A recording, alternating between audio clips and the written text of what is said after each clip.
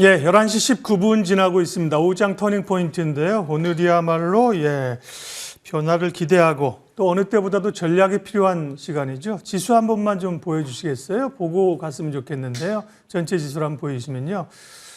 와우, 코스피가 어제는 이제 1% 정도 이제 하락을 우리가 생각하고 있었는데 낙폭을 이제 줄였잖아요. 근데 오늘은 1% 정도 출발해서 지금은 2.4%. 두 시장은 하락률이 어떻게 저렇게 똑같을 수가 있어요? 2.47. 어쨌든 투자자들이 상당히 좀 괴로운 고민이 필요한 시점인데요. 네, 이럴 때 이제 우리가 이제 신뢰할 만한 분들의 이야기를, 경험을 가진 분들의 이야기를 들어야죠. 주식명가 MTNW 박영호 어드바이저 오셨고요. 유진투자증권 서울 WM센터 권택중 대리 오늘 함께하면서 답을 좀 찾아보도록 하겠습니다. 어서 오십시오. 네, 안녕하세요. 자, 오장 터닝 포인트 하나씩 확인하도록 하겠습니다. 첫 번째는요. 네. 시황이죠, 결국 지금, 그죠? 예, 중동 위기, 그 다음에 금리 인하 시기 지연, 거기다가 우리는 환율 리스크까지 겹치면서 부담스럽게 오늘 2604네요, 지금. 예, 2600을 담보할 수 없는 2800을 기대하던 상황에서 이렇게 밀려간 흐름들입니다. 어떻게 봐야 될까요? 그리고 사실은 조정이 어디까지 좀 있을 수 있을까? 조정의 양상함과 함께 어떻게 대응하느냐가 훨씬 더 대응 전략이 중요한 거죠. 박영호 어드바이저님.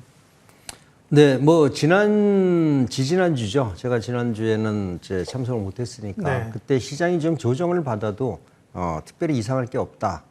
시장이 지금 많이 올라왔고 금리 인상에 대한 기대감만 살아있지 나머지는 다 불안한 상태다. 금리 인하죠. 네네네. 인하. 그런데 금리 인하 같은 경우에도 최근에 유가가 제가 관건이라고 했는데 유가가 오른다면은 나머지 원자재 가격들이 오르면서 좀 어려울 수도 있다는데 뭐 그대로 지금 흘러가고 있는 겁니다. 그러니까 시장은 보이는 대로 가고 있는데 우리가 기대치가 조금 높았다라고 보시면 좋을 것 같고요.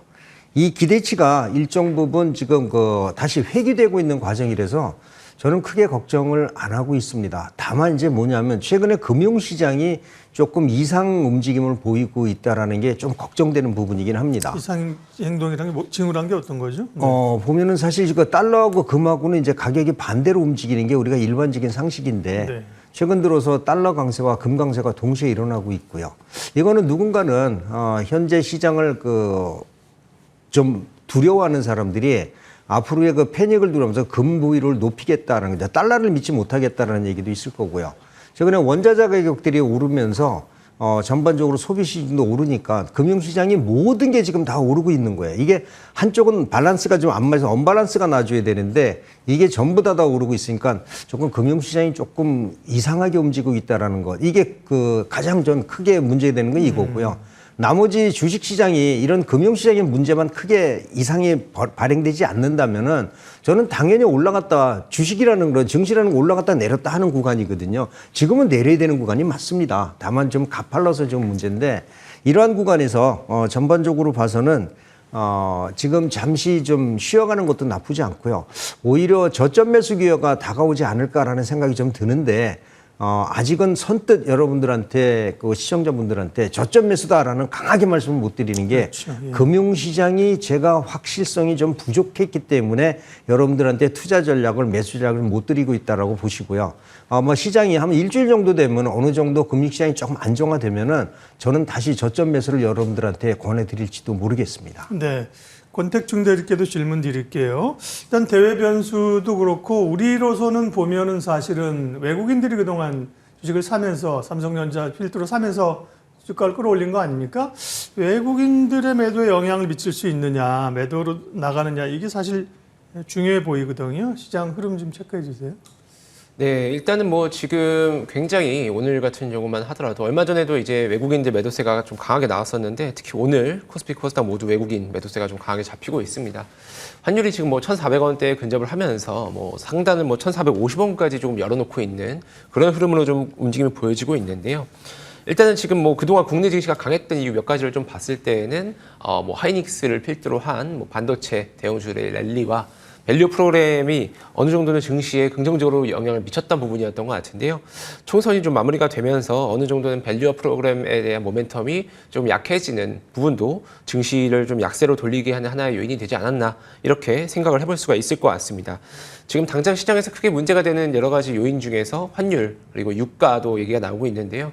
말씀드렸던 것처럼 유가의 상승이 결국에는 인플레이션 압박을 주고 금리 인하 시점을 올해 뒤늦게 또는 뭐 내년까지도 좀 미룰 수 있는 그런 지금 이러한 좀 불안정한 시장 상황을 계속적으로 만들어 나가고 있는데요. 현재 유가가 뭐 $80 초반 정도에서 좀 움직임이 있으나 지금 업사이드 같은 경우는 뭐 전고점 뭐 $90, $95, 뭐 배럴당 $100까지도 지금 계속적으로 좀 얘기들이 나오고 있습니다. 아무래도 지금 중동 지역에서 나오는 이 위기가 단기에 좀 해결되지는 어렵지 않을까라는 생각들이 좀 많이 나오고 있는데요.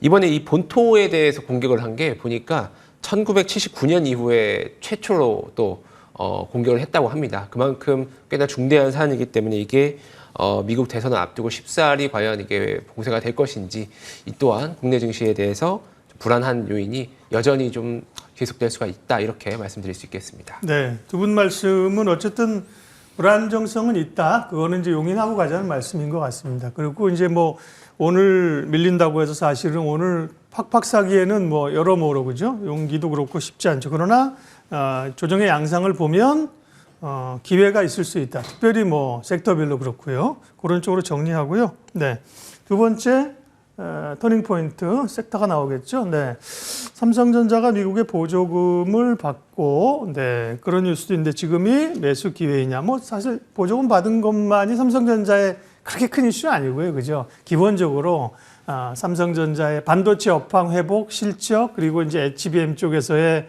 반격 뭐 이런 거죠. 거기에 이제 보조금 이슈가 있었던 거여서요.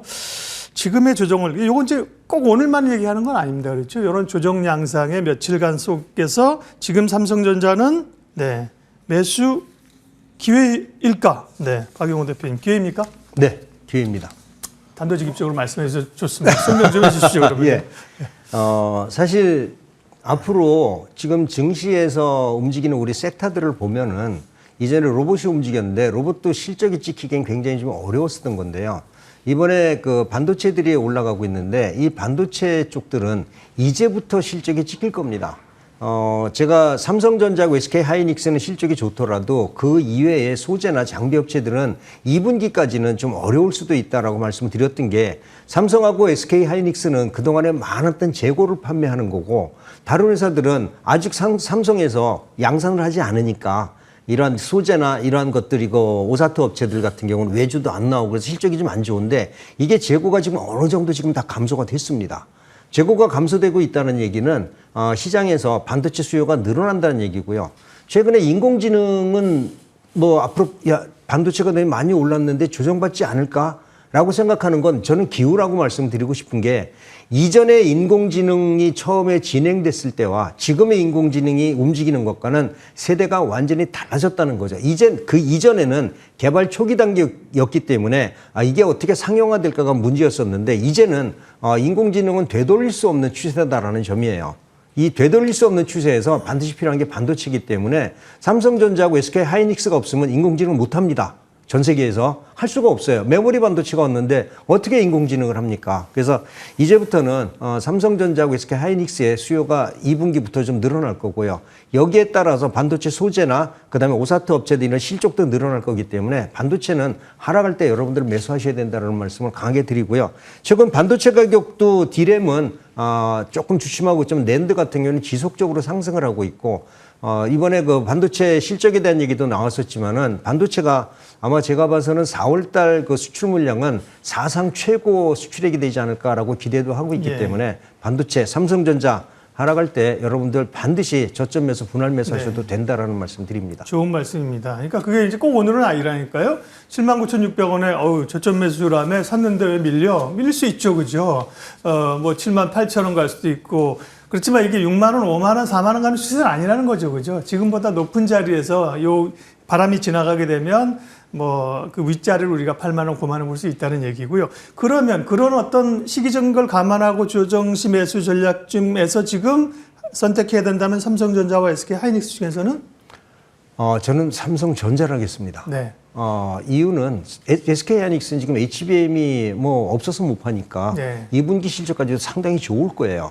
삼성전자는 HBM 때문에 주가가 SK하이닉스보다 좀 떨어졌지만은 이번에 삼성전자가 6월 달부터 HBM3 SE를 이제 판매를 하기 시작하면은 양상이 좀 달라질 수도 있다라는 거기 때문에 예. 저는 SK하이닉스 어느 정도 반영이 돼 있고 삼성전자는 미반영이 돼 있다는 측면에서 예. 삼성을 보자라는 말씀 드립니다. 권택중 대리께도 동일한 질문을 드리겠습니다. 지금 조정받고 있는 흔들리는 상황에서 삼성전자를 얘기하는 건 사실 반도체를 대표하는 거예요. 그죠? 삼성전자 매수 기회입니까?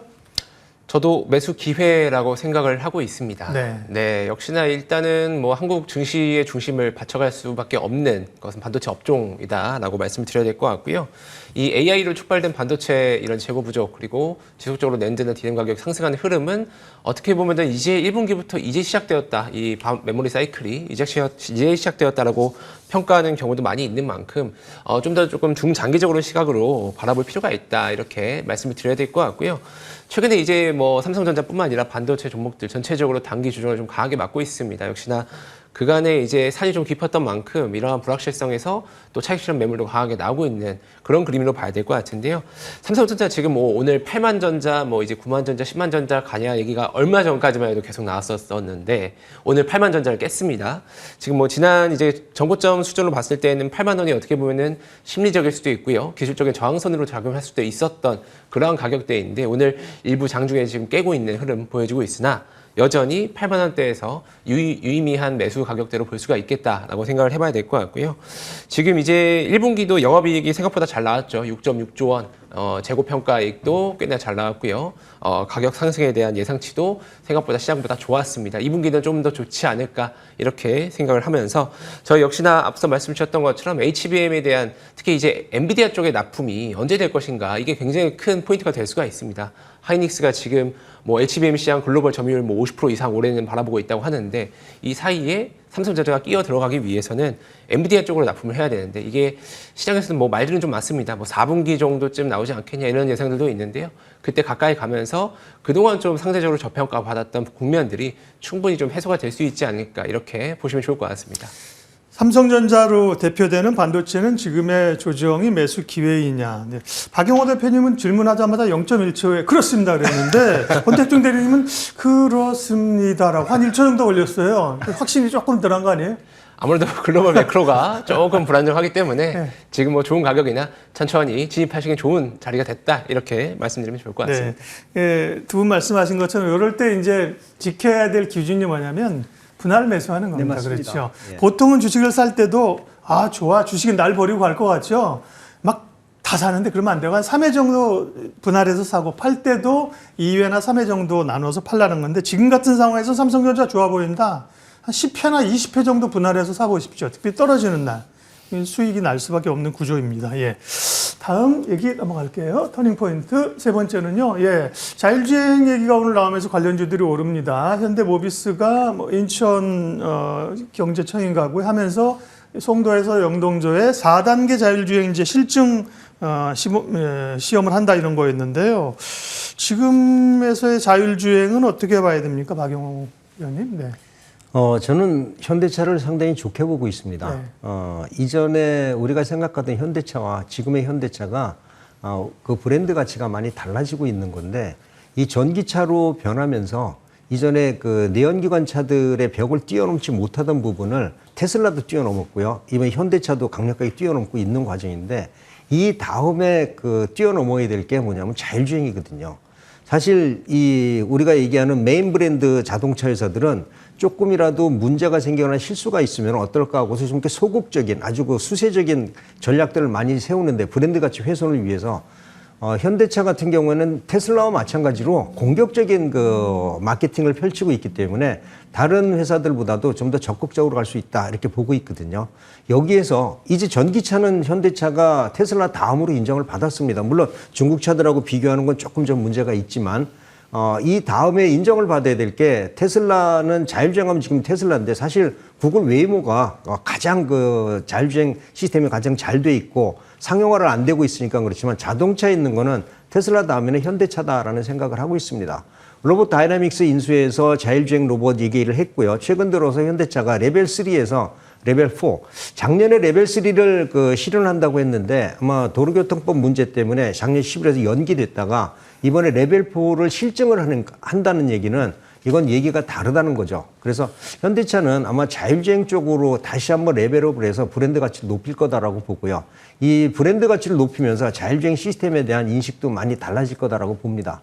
이제 전기차가 시장의 주류를 이뤘으면은 이제부터는 레벨 3 이상, 레벨 4 자율주행을 제대로 하지 않는 자동차는 판매가 되지 않는다는 점을 감안해 볼 때 자율주행에 대한 투자가 굉장히 많이 일어날 것으로 보고 있습니다. 그래서 이거는 하나의 사건이다라고 보고 있고요. 현대차의 긍정적인 시각, 그다음에 자율주행에 대한 시스템 관련주들에 우리가 관심을 가져야 된다. 이런 분석으로 마무리를 하겠습니다. 네, 자율주행은 오늘 이제 관련된 조금 가벼운 종목들이 움직입니다만, 그리고 이제 현대차 그룹에서 보면 우리가 오늘 기사 나온 모비스나 오토에버 이런 걸 봅니다만, 기본적으로 현대차에 대한 시각들을 좋게 보셨고요. 자막에 나오는 것처럼 원달러 환율이 장중 1,400원을 터치하면서 17만 원, 17개월 만에 최고치. 부담스러운 상황이죠. 지금 상황 자체는, 오늘 장 자체는 부담스러운 상황이고요. 환율이 1,400원을 돌파하면서 부담을 좀 줍니다. 자율주행 얘기였습니다. 다음 내용 또 보여주세요. 오후장 터닝포인트 네 번째는요. 테슬라가 직원들을 한 10% 정도 감축할 거다. 어제 사실은 장중에 그런 뉴스가 돌았는데요. 일론 머스크의 이런 메모 이런 게 누출됐다. 누출된 걸까요? 보여준 걸까요? 보여준 거죠, 그죠? 이런 얘기를 이제 간접적으로 뉴스를 통해서 이제 하고 싶지 않았겠어요? 일론 머스크 입장에서. 어쨌든 보통은, 컨택 중대 이렇게, 보통 사실 미국의 빅테크들은 감원한다 이러면 사실 그날 주가 올라요. 그전에도 그런 경우 많았거든요. 이제 비용 줄이는 측면에서. 테슬라는 그것보다는 역시 업황이 안 좋구나. 이렇게 해석을 하는 것 같아요. 어제도 5.5% 빠졌는데, 테슬라나 국내 2차 전지주 영향은요? 네, 일단 과거에 이제 빅테크들이 10%, 20%씩 감원할 때 당연히 두 자릿수 이상 상승 나오기도 했습니다. 그러니까요. 강하게 올라와가지고 일부 이제 감원 얘기에 좀 상승이 나오지 않을까 하는 기대를 했을 수도 있는데요. 일단은 감원하는 이유 사실 다 비슷하죠. 비용 절감입니다. 비용을 절감하고 조직을 효율화 하겠다라는 내용인데, 일론 머스크 CEO가 이제 강조한 내용은 회사의 다음 성장을 위해서 비용 절감, 그리고 생산성 향상을 위해 회사의 모든 측면을 살펴봐야 한다. 조직을 개편한다는 얘기가 될 수도 있겠고요.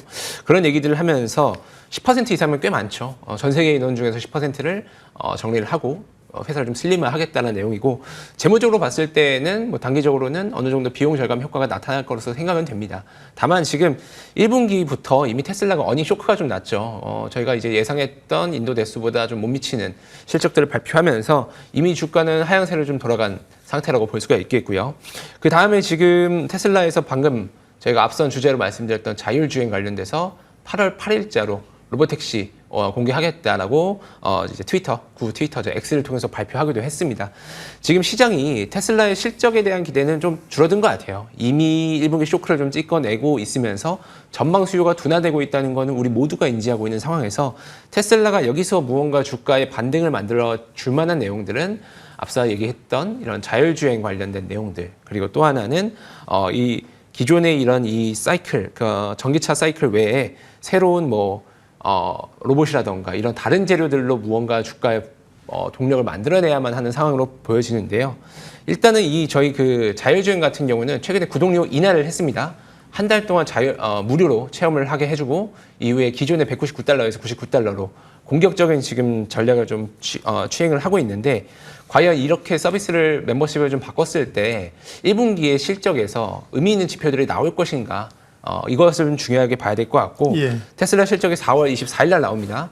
4월 24일 날 인도 대수나 이런 것들도 물론 중요합니다. 다만 그 외에 완전 자율주행에 대한 구독 증가 또는 전체적인 주행 거리, 이런 것들에 대해서 좀 체크를 같이 해봐야 될 것 같다, 이렇게 생각됩니다. 예, 다음 시간이 꽤 많이 갔네요. 마지막 터닝포인트 종목 이야기겠죠. 종목 보고 마무리하겠습니다. 박영호 위원님은 일단 2월 13일 4월 좀 됐네요. 레이저셀이 지금 23% 상승률입니다. 잠깐 점검 간략하게 해주시고 관심주 말씀해 주십시오. 레이저셀은 사실 LCB라는 HBM 본딩 장비를 만드는 회사인데, 삼성전자에서 가장 큰 고민이 지금 이제 TCB 본딩 장비로는 수율이 안 나온다는 게 가장 고민인데 이거를 해결해 줄 수 있는 게 바로 LCB입니다.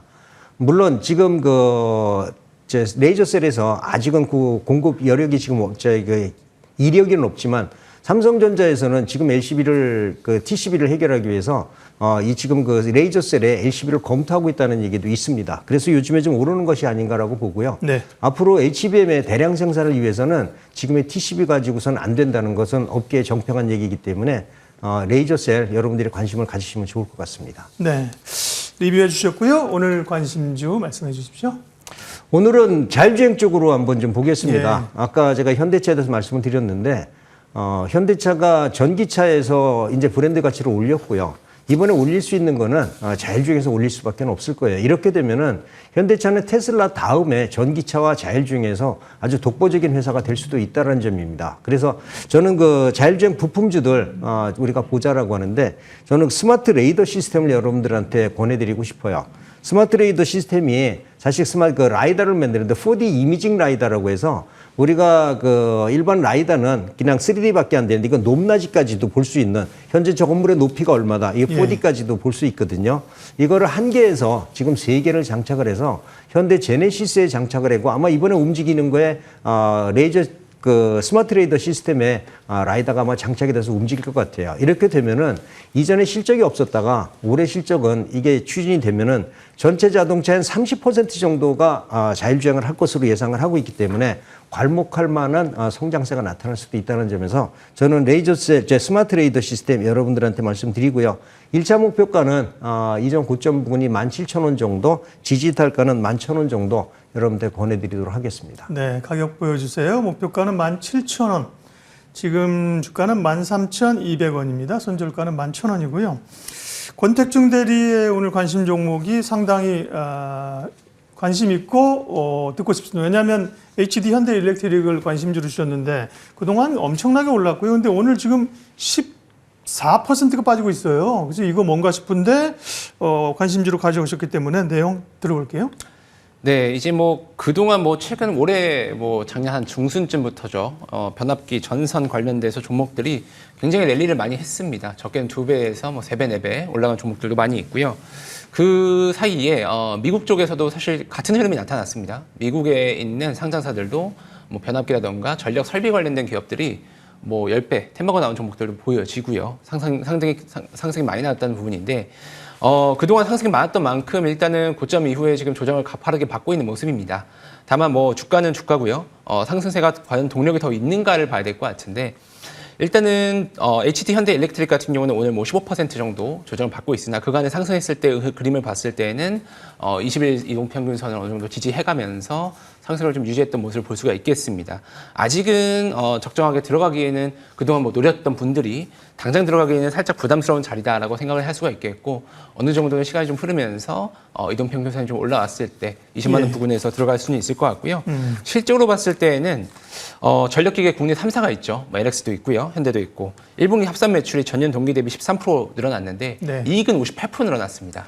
이런 흐름이 2분기, 3분기 계속적으로 좀 이어질 것으로 예상이 되는 만큼 여전히 성장세는 업사이드는 남아있다고 봐야 될 것 같고요. AI 시대에서 이제 전력은 없었을 때보다 3배 이상 필요하다. 이런 전망들이 나오고 있는 만큼 북미 쪽으로 매출이 나오는 기업들 좀 유심히 봐야 될 것 같고 이 중 하나로 HD 현대 일렉트릭 오늘 조정이 왔으나 여전히 좀 관심을 가지면 좋겠다. 이렇게 정리드리겠습니다. 오늘 오후장 터닝포인트 주식명가 MTNW 박용호 드바이저 유진투자증권 권택중 대리 두 분 함께했습니다. 고맙습니다.